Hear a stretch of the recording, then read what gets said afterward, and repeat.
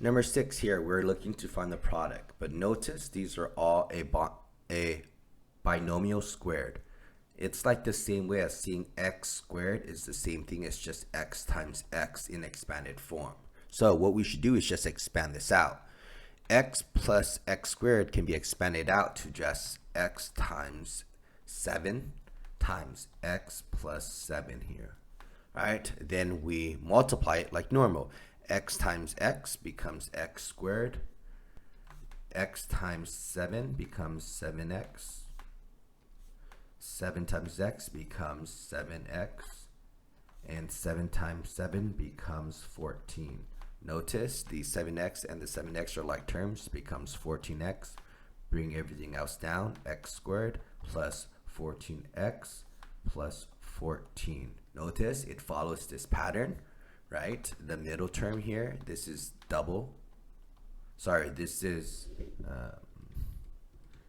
2 times 7, and then this is 7 squared, right? It follows that pattern. I bet you this is going to follow the same way, right? So let's expand this out. This is 7x minus 3 times 7x minus 3. 7x times 7x becomes 49, because 7 times 7 is 49, x squared. 7x times negative 3x, let me do that in blue for you, becomes negative 21x. Then you have negative 3 times 7x, negative 21x. Then you have negative 3 times negative 3, this becomes positive 9. These two are like terms. This becomes negative 42x. Bring everything else down. 49x squared, and then the plus 9. So the answer is 49x squared minus 42x plus 9. You see? Right? And then let's look at the last one. Let's expand that out. 4x minus y times 4x minus y.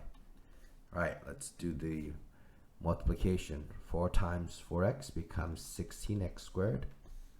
And then you have 4x times negative y becomes negative 4xy. Then you have the ones in the middle. Negative y times 4x becomes negative 4xy. Negative y times y becomes negative y squared. Notice these two in the middle are like terms. Becomes negative 8. Notice the ones in the middle are like terms. Negative 4xy and negative 4xy becomes negative 8xy. Okay, it stays the same variables. Right? Bring down that 6x squared because nothing happened to it, and bring down the negative y squared that also comes down. So there you go.